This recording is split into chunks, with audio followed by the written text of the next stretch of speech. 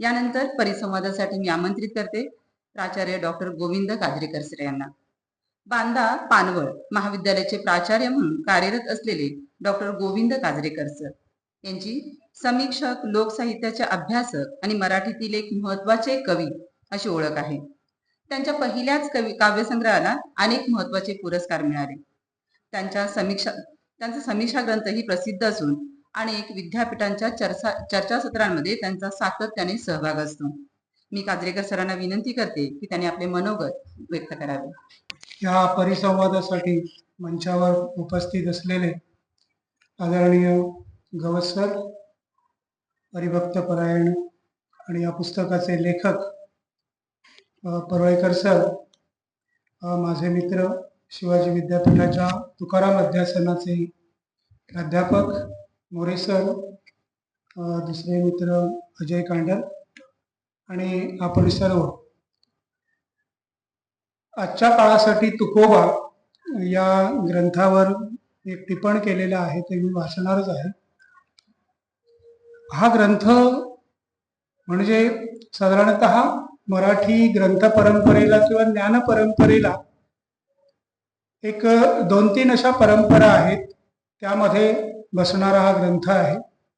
एक उपनिषदांची परंपरा आहे भारतीय साहित्यामध्ये किंवा चिंतनामध्ये. ती त्यातल्या त्यात थोडी बरी आहे. म्हणजे श्रुती ग्रंथ, स्मृती ग्रंथ यांच्यापेक्षा उपनिषदांची परंपरा एक चांगली आहे. तिथे आपल्याला अनेक प्रकारचं ज्ञान मिळतं. बाकी सगळी पुराणं ही एक थोतांड आहे, ते सोडून द्या. पण उपनिषदामध्ये अनेक प्रकारचं ज्ञान रूपकात्मक पद्धतीने सांगितलेलं दिसतं. ती एक परंपरा या ग्रंथाच्या मागे असलेली आपल्याला दिसते. दुसरी महानुभाव साहित्याची परंपरा आहे. दृष्टांत पाठासारखा ग्रंथ याच परंपरेमध्ये बसणारा दिसतो. एक चक्रधरांनी सांगितलेलं सूत्र, त्यावर त्यांनी सांगितलेली गोष्ट आणि मग केशवभासांनी रचलेलं दाष्टान्ते, असं एक त्या ग्रंथाची रचना आहे. तुकारामांच्या वचनांच्यावर, अवतरणांच्यावर हा ग्रंथ लिहिला गेलेला आहे. मी इथे म्हटलेलं आहे की आजच्या काळासाठी तुकोबा हे नाव आणखी 50 वर्षांनी किंवा 100 वर्षांनी घेऊनही कोणी लिहिलं तरी काही फरक पडणार नाही. तो तितकाच समायोचित होईल. परुळेकरांच्या समोरचा काळ हा जागतिकीकरणाचा काळ आहे. म्हणजे 90 नंतर येऊ घातलेलं जे जागतिकीकरण आहे तो काळ आहे. आणि हा काळ फार अस्वस्थतेचा आणि आपल्या सगळ्या मूल्यधारणांची पुनर्विचार करायला लावणारा असा काळ होता. संस्कृतीच्या सपाटीकरणाचा आणि बदलाचा काळ होता. या काळात काही मूल्य आपल्याला समाजापर्यंत पोहोचवणं गरजेचं होतं आणि या नैतिक जाणीवेतून या ग्रंथाची निर्मिती झाली असं मला वाटतं. एक छोटासा किस्सा सांगायचं तर तुकारामांची जी अवतरणं आहेत अभंगातली, ती कालातीत आहेत. म्हणजे आणखी मगाशी म्हटलं तसं 50-100 वर्षांनी जरी आपण ती उच्चारली तरी ती कुठल्या तरी गोष्टीला लावता येतील. माझा कविता संग्रह 2010 साली मी प्रसिद्ध करताना म्हटलं की तुकारामांची एक कविता आपण सुरुवातीला एक अभंग छापूया. पण ही कविता जागतिकीकरणाचे संदर्भ होते, स्वतःच्या अस्वस्थतेची विषयी होती. तर म्हटलं असा अभंग तुकारामांच्या गाथेत कसा सापडेल. तरी पण मी चाळत गेलो आणि एका अभंगापाशी येऊन थांबलो. तर तो म्हटलं हा अभंग की आजच्याही काळासाठी, जागतिकीकरणासाठी सुद्धा चपखल बसणार आहे. कोणापाशी आता सांगो मी बोभाट, कधी खटखट सरेल हे. कोणा आराणुक होईल कोणे काळी, आपुलाली जाळी उगवणी. माझा येणे दुःखे फुटत आहे प्राण, नकळता जन सुखी असे. अनेकांना जागतिकीकरणाचं स्वागत केलेलं होतं. माझा येणे दुःखे फुटत आहे प्राण, नकळता जन सुखी असे. भोगा आधी मने मानलासे त्रास, पाहे लपायास ठाव कोठे. तुका म्हणे देतो देवाचे गाराणे, माझे ऋण येणे सोसियणे. हे सगळे शब्द म्हणजे हे देवाकडे घातलेलं गाराणं आहे आणि माझं दुःख, माझं ऋण या सगळ्या शब्दांनी सोसलेलं आहे. आता हे जागतिकीकरणाच्या काळात आपण जिथे उभे असतो तिथूनही ह्या तुकारामांच्या अभंगांची अर्थबहुलता जी आहे किंवा समकालीनता ती आहे ती आपल्याला अधोरेखित करता येते. तर आजचा काळ हा मूल्य नाशाचा काळ आहे. म्हणजे जी महत्वाची भारतीय मूल्य होती त्यांच्या नाशाचा काळ आहे. म्हणजे आज असे अनेक घटना आपल्या समोर घडताना दिसतात की टीव्हीवर आपण पाहतो की एका मुलीने आपल्या ठरलेल्या नवऱ्याला मारून टाकलं किंवा अनेक गोष्टी आहेत. आपलं सामाजिकीकरण झालं की नाही असे एक प्रश्न आपल्या समोर उभे राहावेत असा हा काळ आहे. म्हणजे आपल्याला माहिती आहे की गांधींनी अहिंसेचं मूल्य सांगितलं किंवा अशा अनेक गोष्टी आपल्या समोर आणून सोडल्या, तरी सुद्धा आपण पूर्णतः समाज बदललेला दिसत नाही. संत तुकाराम हे स्वकाळाचे भाष्यकार होते. तसे ते काळाच्या पलीकडे दृष्टी असणारे, अनंत काळ टिकून राहणारे विचार व्यक्त करताना दिसतात. त्यांच्या अनुभवाची असीमता त्यांच्या गाथेमधून आपल्या समोर येते. लोकव्यवहारांचे सूक्ष्म ज्ञान त्यांनी आपल्या अभंगातून प्रगट केले. तुकारामांची पारलौकिकाकडे पाहण्याची जी दृष्टी होती ती लौकिकाच्या मुशीतून घडलेली होती. म्हणजे ते आधी माणूस म्हणून जगत होते आणि नंतर त्यांचा प्रवास अध्यात्माकडे झालेला दिसतो. त्यामुळे लौकिकाचे अफाट असे दर्शन तुकारामांच्या अभंगातून घडते. त्यांच्या अभंगातील अवतरणे ही इतकी मर्मग्राही आहेत की आजच्या आणि पुढच्याही काळातही समाजाला आपल्या जीवनधारणा मजबूत करण्यासाठी उपयुक्त ठरतील. हाच धागा पकडून परुळेकर यांनी या ग्रंथात तुकारामांच्या अभंगातील अवतरणांच्या आधारे आधुनिक काळातील विचारवंतांनी, तत्ववेत्यांनी, तंत्रकुशल माणसांनी आपले व समाजाचे जीवन घडवले, त्याचे चिंतन केले आहे. या चिंतनात त्यांनी पाश्चात्य विश्वातील माणसांच्या संदर्भाबरोबर भारतीय समाजातील धोरणांचे संदर्भ दिले आहेत. साधारणतः इसाप नीती आपण सगळ्यांनी वाचली असेल. त्याच पद्धतीमध्ये इसाप नीतीमध्ये एक कन्क्ल्युजन काढलं जातं शेवटी एक गोष्ट सांगून, आणि ते मानवी स्वभावाशी, नैतिकतेशी आणि चिरंतन मूल्यांशी जोडलं जातं असं याही ग्रंथामध्ये आपल्याला दिसून येतं. मग तो हंगेरीतील एक ब्रदर जोसेफ असेल की राजकीय अस्थिरतेच्या काळात त्यांनी एक जेवण बंद करून समाजाला जगवण्याचा प्रयत्न केला आणि त्यांनी पुढे अनेक लोकांचे प्राण वाचवले. लाभ नाही फुकासाठी केल्या विना जीवासाठी या अवतरणामध्ये मगाशी मॅडम म्हणाल्या रोलिंग यांचा संघर्ष चित्रित केला. जपान ज्यांनी हिरो होंडाचं इंजिन बनवलं त्यांनी पण खूप श्रम करूनच ते केलेला आपल्याला दिसतं. कारखाना उद्ध्वस्त झाला, संकटांचा, दुसऱ्या महायुद्धानंतर संकटांचं हे कोसळलं तरी तो नेटाने तिथे उभा राहिलेला आपल्याला दिसतो. त्याविषयीची कथा ते सांगतात. नसरे याती कुळ शुद्ध बीज व्हावे, शुद्ध मूळ बीज व्हावे. आता भारतीय संपूर्ण समाजातल्या जाती व्यवस्थेची, जाती कुळाची हे माहिती आहे. साधारणतः कुष्ठरोग्यांसाठी काम केलेले जे फादर डेमिनियन होते त्यांची गोष्ट ते सांगतात.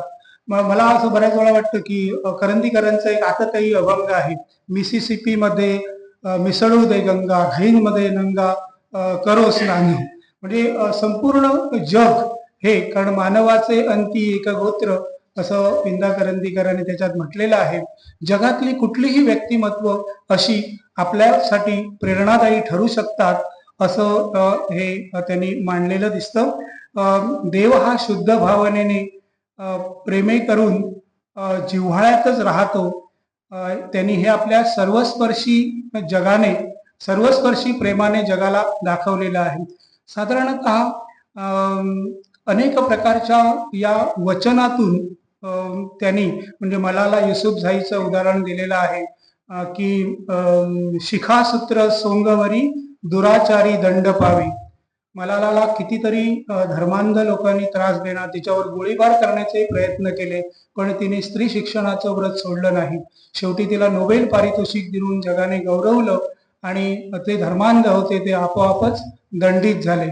ह्या कथांचं जे मूळ हे आहे म्हणजे वचनांचा मूळ अर्थ आहे तो त्या कथांकडे त्या व्यक्तिमत्वांकडे घेऊन जाण्याचं एक कसब आहे ते फार सुंदरपणे या ग्रंथामध्ये सांभाळलेलं आपल्याला दिसतं.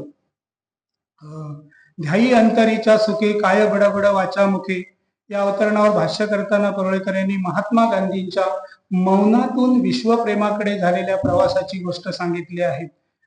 गांधींनी मौनाला एक हत्यार बनवलं, उपोषणाला हत्यार बनवलं आणि सगळ्या शब्दांचे अर्थ असे व्यंजकतेकडे नेऊन, तिरकसपणाकडे नेऊन किंवा विरुद्धात अशा गोष्टींकडे नेऊन गांधींनी समाजामध्ये एक आदर्श मूल्यांचं जतन केलं.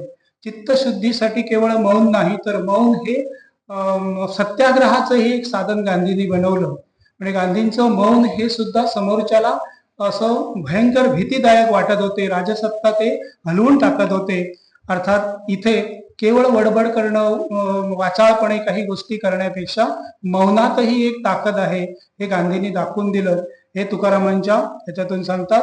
पुढे नेल्सन मंडेलांसारखे जे गांधींचे अनुयायी उभे राहिलेत ते या मौनाच्या परिभाषेतूनच दिलेले असतात. फार आणखी एक तुका म्हणे वादे वाया गेली ब्रह्मरुंदे. केवळ वादाने जग जिंकता येत नाही. तुकारामांनी ब्राह्मणांचा फारच अधिक्षेप केलेला आहे. म्हणजे ब्राह्मणांच्यावर ब्राह्मण्यावर प्रहार करताना तुकारामांची भाषा अतिशय कडवी होताना दिसते. म्हणजे इथे सुद्धा त्यांनी तुका म्हणे वादे वाया गेली ब्रह्मरुंदे. केवळ वाद वितंड वाद घालून खंडन मंडन सारख्या गोष्टी करून काही होत नाही, तर प्रेमाने जग जिंकता येते, जसं मार्टिन ल्युथर किंग यांनी केलं होतं. याचबरोबर वासना आवरा, खोट्याची स्तुती नको, चांगुलपणाचा पेरा, ढेकणाच्या बाजेवर सुख, नशेचे गंभीर परिणाम ही लेखांची मथळे जर आपण वाचले तरी आपल्या लक्षात येतं की एक विशिष्ट प्रकारची मूल्याधारित चौकट आणि तिचा आग्रह या ग्रंथामधून आपल्याला दिलेला दिसतो. वरवरी बोले युद्धाची या गोष्टी, परसैन्या भेटी झाली नाही. या अभंगाचे सुद्धा त्यांनी विश्लेषण केलेलं आपल्याला दिसतं. म्हणजे इथे युद्धाच्या गोष्टी करणारे लोक ज्यावेळी परसैन्य समोर येतं तेव्हा लटपटू लागतात. ज्ञानेश्वरांचा असा एक अभंग आहे. जववरी रे तववरी जंबुक करी गर्जना, जव त्या पंचानना देखले नाही बापू. कोल्ह्याची कुई कुई कधीपर्यंत असते, जोपर्यंत तो समोर सिंहाला बघत नाही तोपर्यंत. जवळवरी रे तववरी अर्थेसी संबंध जवळवरी रे तववरी मैत्रत्व संवाद, जव अर्थेसी संबंध पाडीला नाही बाप. म्हणजे आपण मित्र आहोत कधीपर्यंत, पैशाचे व्यवहार जर होत असतील तर आम्ही मित्र नाही, अशी साधारणतः एक वृत्ती माणसाच्या मध्ये असते. ज्ञानेश्वरांच्या अभंगाचा एक प्रतिध्वनी इथेही आपल्याला दिसतो. वरावरी बोले युद्धाची या गोष्टी, परसैन्या भेटी झाली नाही, पराव्याचे भार पाहून या दृष्टी, कापत असे पोटी थराथरा. तुकारामांच्या अभंगातून साधारणतः त्यांनी अब्राहम लिंकनच्या शौर्याचं उदाहरण दिलेलं आहे. अब्राहम लिंकन यांच्या काळात अमेरिकेत यादवी पेटली, धर्मसत्ता इतकी प्रबळ होती की सर्व लोक त्याला शरण जात होते. अशा काळात लिंकनने धैर्याने काय केलं तर बायबलची भाषांतरं वेगवेगळ्या भाषात करून घेतली आणि द्वेषाशिवाय प्रेमाने, दया ठेवून धैर्याने जगता येतो याचा एक आदर्श घालून दिला. साधारणतः अशी उदाहरणं देत देत पुढे ते जातात. बोलाची चकडी बोलाचाच भात, जेवून या तृप्त कोण झाला, किंवा मुले घातले रडाया नाही, असू नाही माया, मुलाम्याचे नाणे तुका म्हणे नव्हे सोने. अर्थात ह्या अशा अनेक गोष्टी आपण तुकारामांची वचनं म्हणींसारखी वापरत असलेली आपल्याला दिसतो. साधारणतः चुकीचे निर्णय घेणे म्हणजे त्यांनी काही चांगली आदर्श व्यक्तिमत्व आपल्या समोर ठेवली तर विजय मल्ल्या किंवा विनोद कांबळेंसारखी लोकांची चरित्र पण ते आपल्याला सांगतात. विजय मल्ल्याने विमान कंपनीकडून जगाला एक दिलासा दिला. आणखीन पण मल्ल्याचं शेवटी आज काय झालं, त्याला देशातूनही परागंदा व्हावं लागलं. चुकीचे निर्णय, चुकीची संगत माणसाला बर्बाद करून टाकते, याविषयी त्याने मांडलेला आहे. मगाशी मी म्हटलेलेच आहे की आजच्या काळासाठी तुकोबा हे एक उपनिषद आहे. उपनिषदामध्ये मानवी जीवनविषयक चिंतन जसे भरले आहे तसे याही ग्रंथात सामाजिक आदर्श, नीतिमत्ता, ध्येय, कर्मसिद्धांत, प्रयत्नवाद, निष्ठा, सौजन्य, सत्य, अहिंसा, मनोबल, आत्मिक उन्नती, शौर्य, पराक्रम, वासनावरचा विजय, मानसिक शांती, मौन, विवेकपूर्ण वैराग्य, असीम दातृत्व अशा जीवनधारणावर तुकोबांच्या आधारे त्यांनी प्रकाश टाकण्याचा प्रयत्न केलेला आहे. त्याचबरोबर वाचाळता, दांभिकता, खोटेपणा, कुसंगती, व्यसनाधीनता, अहंकार, बुवाबाजी अशा विकृत स्वभावगुणावर सुद्धा भाष्य केलेले दिसते. ही सगळी मूल्य तुकारामांच्या शब्दातून साकार झाली असली तरी त्याला एक चिंतनाचा गहिरा संदर्भ आहे. समाज ज्या नैतिक मूल्यावर बांधला गेला आहे ती मूल्य काळ बदलला तरी अबाधित असतात, चिरंतन असतात. समाज आणि मानवी प्रवृत्ती बदलत गेल्या तरी समाज निर्मितीसाठी आणि समाजाच्या निकोप जीवनासाठी आवश्यक असणारी ही मूल्ये टिकून ठेवावी लागतात, प्रवाही असतात. त्यामुळे कोणत्याही काळात या मूल्यांचे महत्त्व कमी होताना दिसत नाही. ती समाजातल्या लेखक विचारवंतांनी पुन्हा पुन्हा ऐरणीवर घेऊन त्यांना नवी झळाळी प्राप्त करून द्यावी लागते. हीच लेखकाची नैतिकता असते. ती लेखनातून प्रगट होते. प्रस्तुत लेखनातूनही ती प्रगट झालेली दिसते. ह्या लेखनाचं एक सामर्थ्यशील असं बलस्थान आहे. तुकारामांच्या अभंगांची आजवर अनेक प्रकारची निरूपणे झाली आहेत. हे सुद्धा एक उत्तम प्रकारचं निरूपण आहे आधुनिक काळातलं. परुळेकरांनी केलेलं हे निरूपण अनोखे आणि सामाजिक मूल्यव्यवस्थेचे संवर्धन करणारे आहे. नव्या काळात निर्माण झालेल्या प्रश्नांकडे ते निर्देश करतात. त्याचबरोबर प्रस्तुत लेखनात एक वैश्विक घटनांचे आणि व्यक्तींचे भान व्यक्त केल्यामुळे हे लेखन अधिक सकस आणि समृद्ध झाले आहे. लेखकाची शैली कुठेही आक्रस्तळे होताना दिसत नाही, तर काहीसा समजावण्याचा एक रुजू भाव या लेखनात प्रगट झालेला दिसतो. छोट्या छोट्या चिंतन कणिका असाव्यात तसे हे लेख आहेत. यातून लेखकाकडे असलेली मानवी जीवनाची आणि मूल्यांची खोलवरची जाणीव सहजपणे व्यक्त होते. परुळेकरांचा पिंड हा वारकरी संप्रदायाच्या संस्कारांनी प्रभावित झाला असल्यामुळे आणि आधुनिक भारतीय वैचारिकतेतून घडल्यामुळे या लेखनात दोहोंची सरमिसळ झालेली दिसते. देशोदेशीच्या समाजसेवकांच्या आणि राष्ट्रपुरुषांच्या कृत्यांकडे त्यांनी चिंतनशीलतेने पाहिले. त्यामुळे लेखनाला एक मूल्यवत्ता प्राप्त झाली. निवाड्याचा ठाव, खरा खोटा निवडी भाव हा तुकारामांचा एक अभंग आहे. विकेल तेथे विका माती नाव ठेवून बुका. त्यातल्या ह्या ओळी आहेत. निवाड्याचा ठाव, खरा खोटा निवडी भाव. या विवेकशीलतेने आणि वेचकतेने हरिभक्त परायण परुळेकरांच्या लेखनातील विवेचनाला आणि हे अवतरण विवेकाला लागू पडणारे आहे. हा ग्रंथ फार महत्वपूर्ण असा ग्रंथ आहे. मगाशी मॅडम पण म्हणाल्या की कुठल्याही स्तरातल्या माणसाने, वयातल्या माणसाने वाचला तरी त्याची एक मूल्यवत्ता आपल्याला लक्षात येते. अजय कांडर यांच्या प्रकाशनाने पुस्तक प्रकाशित केलं. मी शब्द या ग्रंथाचा वाचलेला आहे. याच्यामध्ये प्रमाण लेखनाच्या फारशा चुका नाहीत. आपण 54व्या पानावर एक तत्वज्ञ शब्द आणि 71व्या पानावर एक अभ्यास शब्द, हे 2 शब्द जर आपण थोडेसे हे झालेले असले तर बाकी याच्यामध्ये कुठे चुका सापडलेल्या नाहीत. अतिशय निर्दोष असा ग्रंथ आहे. मी माझे खूप ज्येष्ठ आहेत पण आपल्या परंपरेचे आणि विचारांचे, त्यामुळे परुळेकरांना मी धन्यवाद देतो. हा फार मोलाचा असा ग्रंथ त्यांनी आपल्यापर्यंत आणून ठेवलेला आहे. त्यांच्या चिंतनशीलतेविषयी आणि त्यांच्या एकूणच वाङ्मयीन समंजसतेविषयी आपल्याला कोणत्याही शंका घेता येणार नाही असा हा एक निर्भेळ आणि फार मोलाचा असा मौलिक असणारा ग्रंथ आहे. म्हणून मगाशी म्हटलं की आजच्या काळाचं हे उपनिषदच असावं अशा चिंतन कणिका या ग्रंथामधून सामावलेल्या आहेत. माझ्याविषयी या ग्रंथाविषयी अजून 2 भाष्यकार आहेत, गवस सर आणि मोरे सर. ते अधिक उलगडून सांगतीलच.